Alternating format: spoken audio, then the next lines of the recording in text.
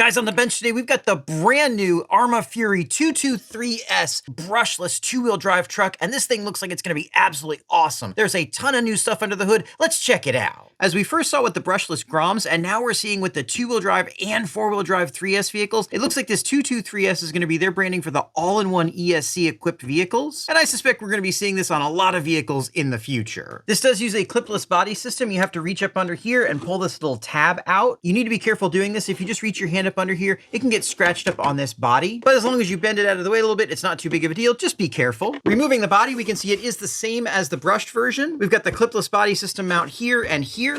No skid plates on the top, but overall, this is a pretty strong, tough body. Underneath that is where things get really interesting though. Starting from the front, we've got a brand new servo we've never seen before, a new power button and mounting system for the wiring, a brand new 2-in-1 ESC and receiver, and on the other side, we have a new brushless motor. I'm not yet sure if anything's been updated in the drivetrain to support this increased power, but we'll definitely be checking that out. Rounding out the obvious changes, you can see we've got a wheelie bar here, and we might be needing that because it's claimed that on 3S, this thing will do over 50 miles an hour, so wheelies definitely aren't out of the question. We'll just have to see how much it wants to do that when we bash it. I believe these are the same wheels and tires that you get on the brushed version. These are D-Boots Fortress tires, and they have a reasonably soft compound. Like most Arrma tires, these work really well, at least on the brushed version. We'll have to see how they handle the increased power of brushless. These are vented in the tires and not in the wheels, so that's not something you're gonna have to do yourself. We have the same plastic hexes here on these front stub axles, and behind that, you can see we have sealed bearings. It's really nice to see sealed bearings. A lot of manufacturers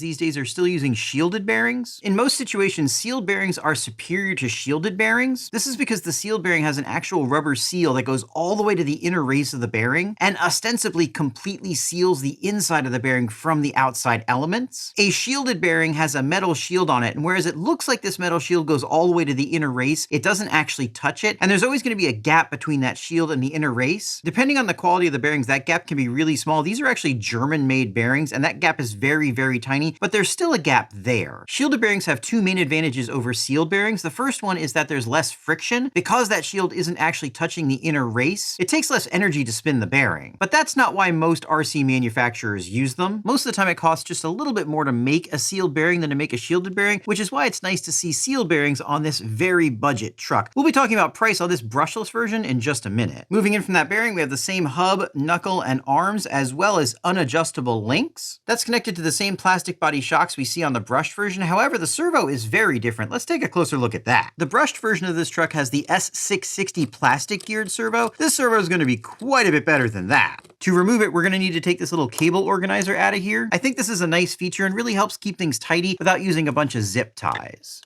On the other side of that cable organizer is a brand new power button, which is tied to our new 2-in-1 ESC. We'll be taking a closer look at that in just a second. And now we can get this cable out of here, and let's pull this servo. Underneath that servo, we do have the exact same combination servo saver servo horn. It is 25 tooth, so you don't have to change it if you want to use a different servo. Though you do need to make sure that the servo you use has the output in a similar place as this one, otherwise it's probably not going to fit. Speaking of which, this is the brand new S681 servo. As you can see, it's got a brass output gear. Let's see what's inside. These screws do have O-rings on them, however, this one was broken, which could compromise its waterproofing capability. It's probably not that big of a deal though, as the screw heads themselves tend to squeeze down pretty hard on the plastic and create a decent seal. And obviously Horizon has a 2-year warranty, given that this is a waterproof servo. If you had any problems with water ingress, as long as you're not doing anything crazy, I'm sure they would take care of you.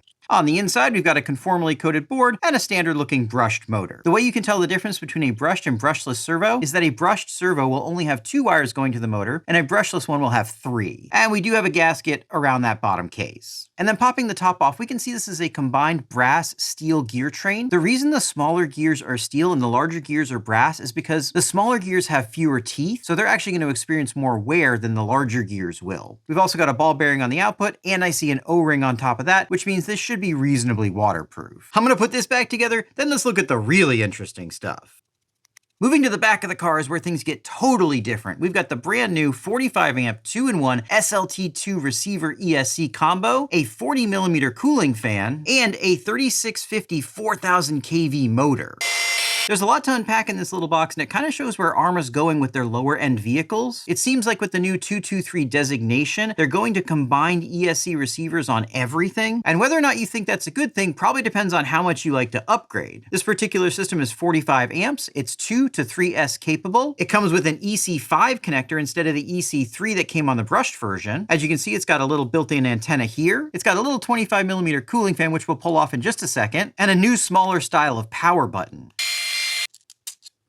Underneath the cover, you see a standard 25mm cooling fan, but that's where the standard kind of changes. This cooling fan's connected underneath this bind switch, which if you pull out of the way, you'll see is connected using a smaller connector than normal. This means if you need to replace this fan, you're either going to be replacing it with one from Horizon, or you're going to have to splice your own in, which isn't a huge deal. I do understand that they did this to keep everything smaller, but it would be nice if it was just using a standard connector. Of course, you could always just use a Y adapter and connect your fan along with the external motor fan, but again, it'd be nice to see that standard continued. Another really interesting change is that they're using solid capacitors on here instead of electrolytics. This is something I haven't seen before on an RTR ESC, and it's actually a welcome change. Solid capacitors are both more durable and longer lasting than electrolytics, which means these should handle bashing quite a bit better. We can see we've got more screws holding the heatsink on. I'm not going to go any deeper because we've got compound between this and the electronics underneath, and I want to make sure we test this as it comes from the factory. We pop this back together, we'll take a look at that motor and see if it's attached to any beefed up running gear. In order to get to the motor, we need to take the slipper cover off. In order to get that off, we need to take this wheel off. While I'm doing that, if you're having fun, now's a great time to hit that subscribe button. We've got lots of new cars coming. All right, what do we have under here? Okay, it looks like the exact same slipper that comes on the brushed version. I'm not actually a huge fan of this slipper. Let me show you why. The slipper itself generally works fine, but there's a little problem that I've found that tends to jam things up sometimes. And that little problem's right here. The inner race of this bearing sits on this little lip on the spur gear. And as the slipper clutch operates, those actually rotate on each other. And over time, especially if the slipper is slipping too much, this can get worn down and it actually jams itself into the seal here and can jam up this bearing. I've seen it several times in the past. And we're going to put this thing on 4S, so we might see it in the near future as well. If you're working on one of these, be really careful. There's grease on this gear that you really don't want to get on these slipper components. Some people have also had issues with this plastic slipper nut. I've personally never had any issues with it. Connected to that, we've got a steel 17-tooth pinion that does have the D-Safe system. We're going to talk about that in a minute too, because there's some misconceptions about this system.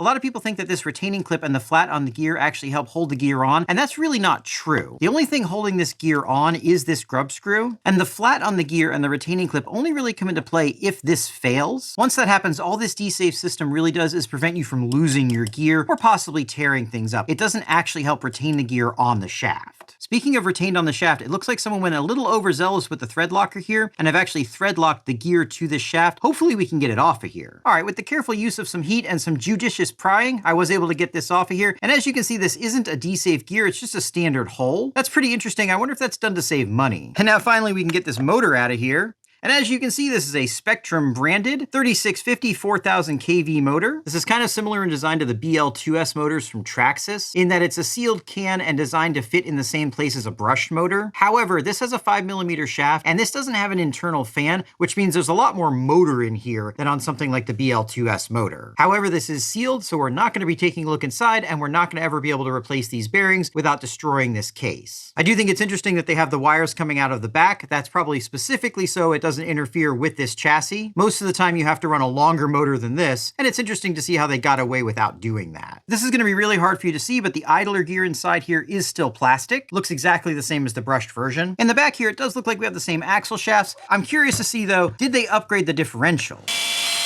Just 4 screws, and we have access to this diff. Just need to pop one of these control arm pins out. And here we go. On the outside, this differential looks exactly the same. Let's make sure it's the same on the inside though.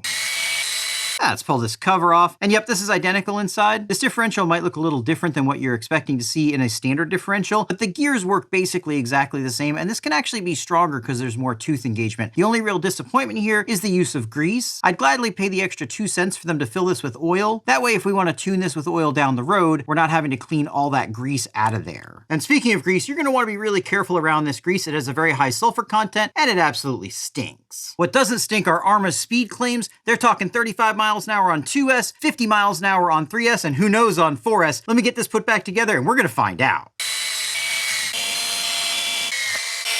The last thing we need to talk about before we take this thing out is DSC. That's Dynamic Stability Control. And you can tell this car has it because the transmitter has an orange power button. They say this is the specific DSC version of the SLT2, but I'm guessing all of the difference is actually in the ESC itself. Dynamic Stability Control is basically a gyro. It has 4 different modes, off, and then 3 different increasing levels. You set it by turning the steering wheel all the way to the right, pressing the power button, you'll hear it beep, and that'll run you through the different modes. DSC seems to be something they're going to be integrating into all their 223s vehicles.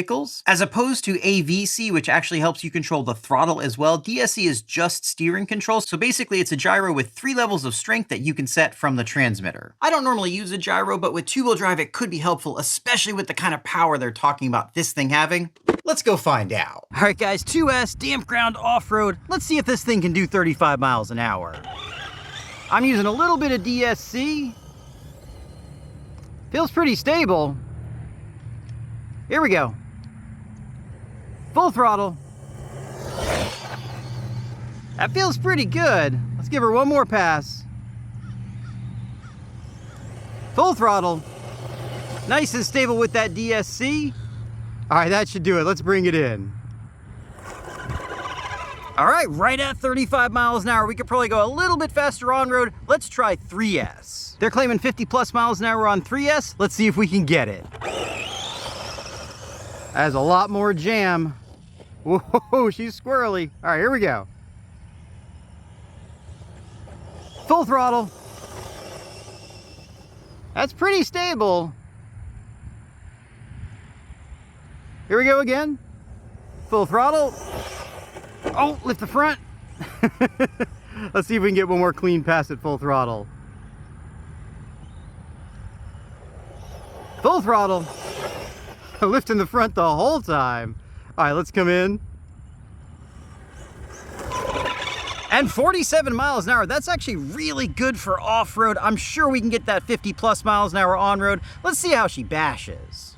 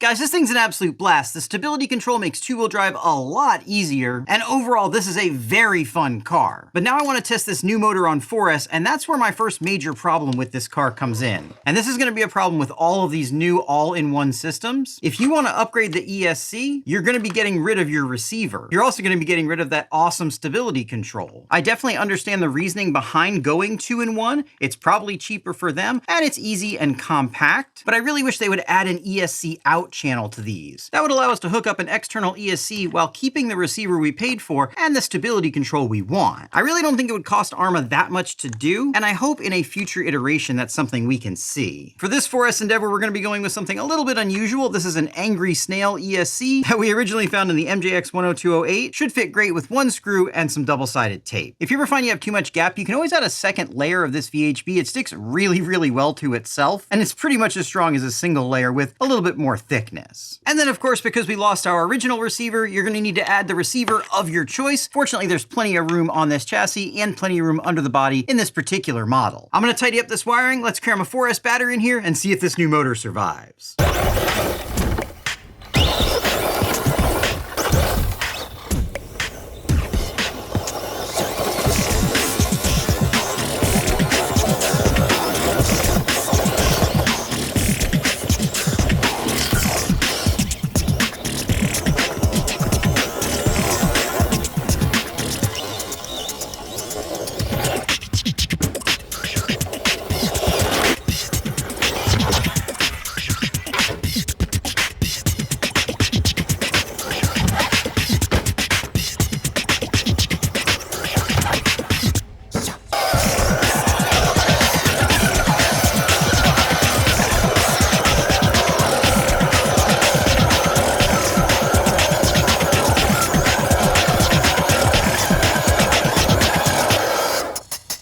So there we go, guys, the brand new Brushless Fury. What do I think about this thing? I absolutely love it. I think this is an awesome car, and it's coming in at an awesome price. Before I tell you that, let me show you what I broke on this thing. During normal bashing, the answer is absolutely nothing. On 4S, I did manage to break this cooling fan, but these cooling fans break all the time, and I'm not really gonna blame the platform for that. I do, however, think this is one of those platforms that really doesn't want 4S. This little 223s ESC is perfectly sufficient for this platform. The stability control is really nice to have, and for bashing, 2S is plenty of power. 3S is great if you want to go fast. 4S is just too much, especially since we lost that stability control. As you can see, I was having a really hard time keeping hold of this thing. Of course, part of that might be my own driving. Speaking of my own driving, we've got this pile of broken parts here. Unfortunately, I didn't catch this accident on camera because it was an awesome accident. I was doing some test speedrun passes, and at about 50 miles an hour, I managed to clip a pole, and I broke the upper arm, the steering link, and the lower arm, as well as I bent all the hinge pins. And I cracked one of the wheels, though I don't blame the car for any of that damage. It was a really bad hit, and no car would be expected to survive it. This thing's 230 bucks, and for what you get, I think that's an amazing price. Arrma's really giving people good quality, bashable trucks at a very reasonable price, and this truck's no different. It's obviously a bit more expensive than the brushed version, but you get a lot more for your money here, and I think this is definitely better value for money than that brushed version. What do you think, though? Do you think this is good value for money? I'd love to hear your opinion down in the comments. And then when you're done with that, YouTube thinks you should really watch this video.